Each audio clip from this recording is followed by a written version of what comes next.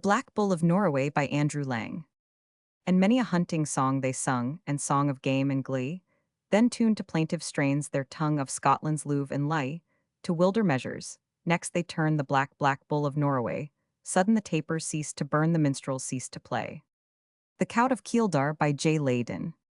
In Norroway Langside, there lived a certain lady, and she had 3 dochters. The aldest o' them said to her mither, bake me a bannock, and roast me a collop, for I am gone awa to seek my fortune. Her mither did sae, and the dochter gied awa to an auld witch washerwife. And telled her purpose, the auld wife bade her stay that day and gang and look out o' her back door, and see what she could see. She saw knocked the first day, the second day she did the same, and saw knocked on the third day she looked again, and saw a coach and six coming along the road. She ran in, and telled the auld wife what she saw. I will quo the auld wife yawns for you sae. They took her into the coach and galloped aff. The second dochter next says to her mither, bake me a bannock, and roast me a collop, for I am gone awa to seek my fortune. Her mither did sae, and awa she gied to the auld wife as her sister had dune on the third day. She looked out o' the back door, and saw a coach and four coming along the road. I will quo the auld wife yawns for you sae. They took her in, and aff they set. The third dochter says to her mither, bake me a bannock, and roast me a collop, for I am gone awa to seek my fortune. Her mither did sae, and awa she gied to the auld witchwife. She bade her look out o' her back door, and see what she could see. She did sae, and when she came back said she saw knocked. The second day she did the same and saw knocked. The third day she looked again, and on coming back said to the auld wife she saw knocked, but a muckle black bull coming roaring alang the road.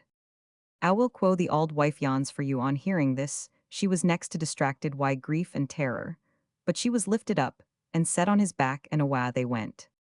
Aye they travelled, and on they travelled, till the lady grew faint. Why hunger, eat out o' my right lug, says the black bull, and drink out o' my left lug. And set by your leavings sae? She did as he said, and was wonderfully refreshed, and lang they gied, and sair they rade, till they came in sight o' a very big and bonny castle yonder. We maun be this night, quo the bull, for my auld brither lives yonder. And presently they were at the place. They lifted her aff his back, and took her in, and sent him away to park for the night. In the morning, when they brought the bull hame, they took the lady into a fine shining parlour, and gave her a beautiful apple, telling her no to break it, till she was in the greatest strait ever mortal was in the world, and that wad bring her out again. She was lifted on the bull's back, and after she had ridden far and fairer than I can tell, they came in sight o' a far bonnier castle, and far farther awa than the last, says the bull, till her yonder we maun be the night, for my second brother lives yonder. And they were at the place directly. They lifted her down and took her in, and sent the bull to the field for the night. In the morning they took the lady into a fine and rich room, and gave her the finest pear she had ever seen, bidding her no to break it, till she was in the greatest strait ever mortal could be in, and that wad get her out again. She was lifted, and set on his back, and awa they went, and lang they gied, and sair they rade, till they came in sight o' the far biggest castle and far farthest aff they had yet seen. We maun be yonder the night, says the bull, for my young brother lives yonder. And they were there directly. They lifted her down, took her in, and sent the bull to the field for the night. In the morning they took her into a room the finest of a, and gied her a plum, telling her no to break it, till she was in the greatest strait mortal could be in, and that wad get her out presently. They brought hame the bull, set the lady on his back, and awa they went. And aye they gied, and on they rade, till they came to a dark and ugsome glen, where they stopped. And the lady lighted down. Says the bull to her, here ye maun stay, till I gang and fight the deal. Ye maun seat yorsel on that stane, and move neither hand nor fit, till I come back, else I'll never find ye again. And if everything round about ye turns blue, I hae beated the deal. But should a things turn red, hell hae conquered me. She set hersel down on the stane, and by and be around her turned blue. O'ercome why joy, she lifted the eye fit, and crossed it o'er the ither sae. Glad was she that her companion was victorious. The bull returned and sought for, but never could find her. Lang she sat, and aye she grat, till she wearied at last. She rase, and gied awa she kedna war, till on she wandered, till she came to a great hill o' glass, that she tried as she could to climb, bat wasna able. Round the bottom o' the hill she gied sabbing, and seeking a passage o'er, till at last she came to a smith's house. And the smith promised if she wad serve him 7 years, he wad make her iron shoon, where she could climb o'er the glassy hill. At 7 years' end she got her iron shoon climb the glassy hill, and chanced to come to the auld washerwife's habitation.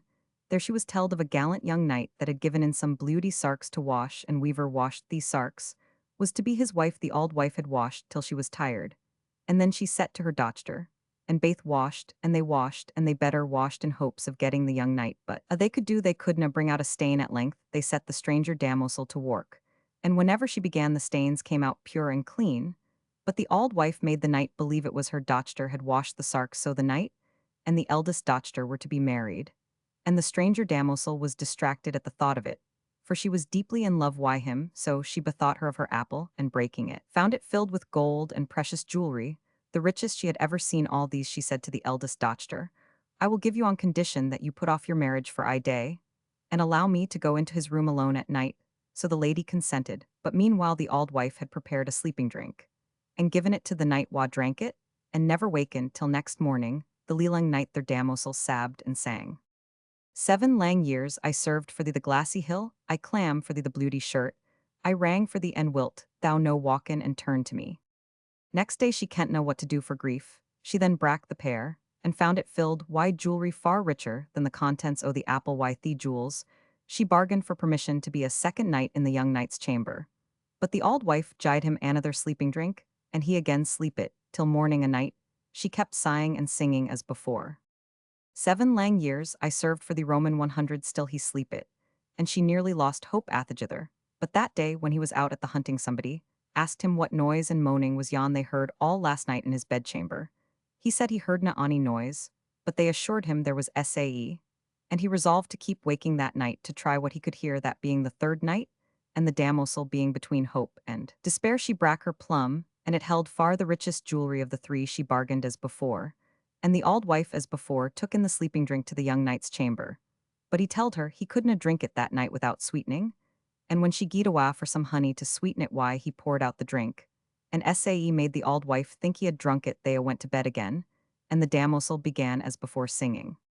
7 lang years I served for thee the glassy hill, I clam for thee the bluety shirt, I rang for thee and wilt thou no walkin and turn to me. He heard and turned to her, and she telled him a that had befeen her, and he telled her a that had happened to him, and he caused the auld washerwife and her dochter to be burned. And they were married, and he and she are living happy till this day for aught I ken one.